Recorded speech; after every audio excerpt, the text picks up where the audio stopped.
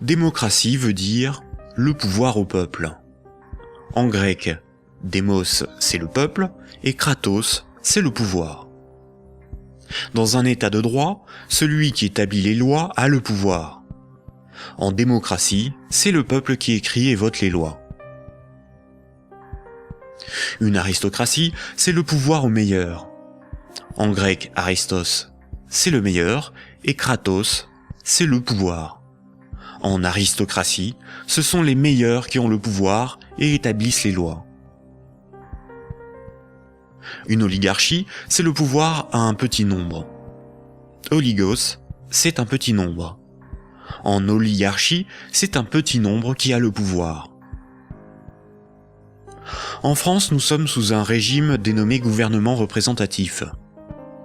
Tous les 5 ans, on demande au peuple d'élire ses représentants parmi un groupe d'hommes politiques, dénommé classe politique. Les représentants écrivent et votent les lois, pas le peuple. Nous sommes donc dans une oligarchie. Historiquement, le terme de démocratie pour désigner le gouvernement représentatif a été employé dans les années 1830 pour tromper l'opinion publique et faire croire au peuple qu'il a le pouvoir. Ce mensonge perdure encore de nos jours. Si nous étions en démocratie, nous voterions nous-mêmes les lois, par des votations ou des référendums, et nous pourrions aussi en écrire, en proposer. En France, les représentants du peuple sont des politiciens de carrière, pour beaucoup fonctionnaires et issus de classes supérieures, âgés de 60 ans en moyenne. Ils ne sont en rien représentatifs du peuple français. Une fois les représentants élus parmi l'oligarchie de la classe politique, les électeurs n'ont aucun contrôle sur la politique menée et la législation établie. Les représentants votent selon leurs opinions, leurs intérêts, leur complicité ou leur carrière politique. Ils sont la cible de groupes d'intérêts qui influencent leur vote. Les textes de loi sont dans 9 cas sur 10 rédigés par de hauts fonctionnaires non élus.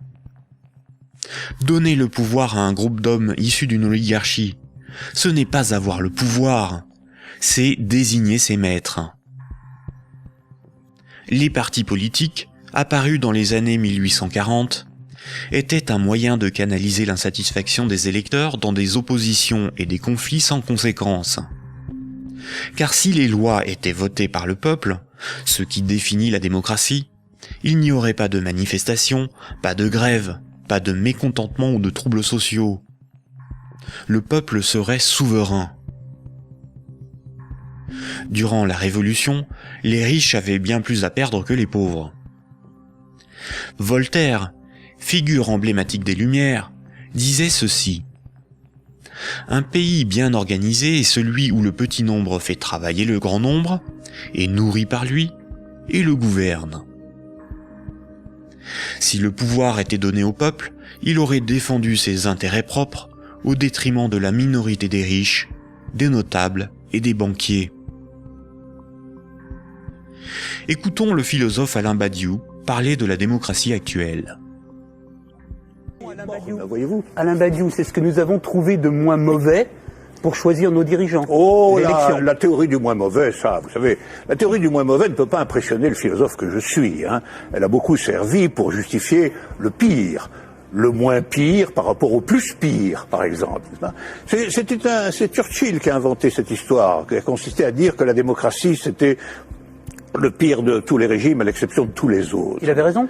Eh ben non, il n'avait pas forcément raison. Pourquoi aurait-il eu raison? Parce que si la démocratie, on peut vivre. Mais il se peut que le meilleur régime politique soit à venir, qu'il dépende d'une invention de l'humanité. Après tout, vous savez, pendant des millénaires, ce à quoi nous assistions, c'était à des théocraties, à des régimes extraordinairement tyranniques et oppressifs. Ils ont duré bien plus longtemps que votre démocratie, bien plus longtemps. Donc cette démocratie, c'est peut-être tout simplement une sorte de petit intervalle dans l'histoire. Surtout que elle ne marche que là où le capitalisme est déchaîné. Ça, c'est un fait. Le régime parlementaire démocratique, je le constate, c'est un fait, il n'existe comme régime installé, consensuel, conséquent, que là où l'économie capitaliste s'est développée. Et quand l'économie capitaliste commence à flancher, ce type de représentation politique se sent aussi un peu malade. C'est là c'est là où on en vient au cœur de votre pensée. Un tout petit moment d'explication. Vous êtes, Alain Badiou, un de ceux qui avaient revendiqué le mot communisme, alors même que les régimes communistes ou étiquetés communistes étaient effondrés. Vous aspirez à un régime politique qui serait placé sous le signe de l'égalité. Tout votre livre, toute la République de Platon, tourne autour de cette idée. La cité idéale, c'est la cité de l'égalité, la cité de l'idée juste, donc du communisme. Et quand vous nous dites, pour moi, le capitalisme, c'est l'équivalent de la démocratie, là est la racine de votre rejet de la démocratie, je ne vous trahis pas. De cette démocratie-là. Parce que je n'accepterai pas de dire que je rejette la démocratie. Vous avez parlé tout à l'heure d'une illusion démocratique, mais la démocratie que nous connaissons aujourd'hui, c'est elle qui est l'illusion démocratique. Parce que personne, dans le débat politique français ou étranger, dans les pays démocratiques, ne veut abolir le capitalisme. C'est ça le sujet. C'est pas exactement ça. C'est un petit peu plus précis. C'est parce que les différents gestionnaires possibles de notre société sont des gens qui, de toute façon, admettent pour l'essentiel l'ordre établi. Ça, il faut en convenir. D'ailleurs, s'ils n'admettaient pas les uns et les autres l'ordre établi, ils n'accepteraient pas de se succéder comme ils le font. Il faut bien que tel candidat ne soit pas extraordinairement différent de tel autre pour qu'ils puissent alterner le mouvement des affaires restant à peu près le même, après tout. Donc il y a un consensus fondamental qui fonde ce que vous appelez, vous, la démocratie, qui est une démocratie tout à fait normée, tout à fait particulière, et qui repose sur des acceptations fondamentales premières. Voilà. Et donc je soutiens que nous ne vivons pas du tout dans la démocratie. Nous vivons en réalité en oligarchie. Voilà. Nous sommes dominés par une oligarchie financière, politique et médiatique. Tout le monde le sait d'ailleurs. Tout le monde voit parfaitement qu'il faut absolument maintenir ce système pour maintenir le système politique lui-même. Qui gouverne dans la cité juste, dans la cité idéale? Eh bien, qui gouverne normalement dans la cité juste, dans la cité idéale, c'est précisément tout le monde. C'est la démocratie véritable. C'est-à-dire qu'il n'y a pas d'État séparé de l'ensemble des gens. Voilà. C'est ça la cité idéale. La cité idéale, c'est la grande idée communiste de Marx lui-même, qui est un peu oubliée, mais que je voudrais rappeler, c'est le dépérissement de l'État. C'est l'idée que l'existence d'une machine d'État oppressive, séparée, qui doit être perpétuellement validée par des élections, etc., c'est une affaire vieillie, c'est une affaire qu'il faut dépasser absolument, au nom de ce que Marx lui-même appelait un régime d'association. La capacité, pour tout le monde, de s'occuper de ses propres affaires. Ce qui est intéressant, et c'est là où, quand vous parliez de l'idée de Marx et de l'idée de l'association, vous êtes un fervent admirateur de ce qu'on appelait les révolutions arabes, fervent admirateur également de ce qu'on appelait le mouvement des indignés.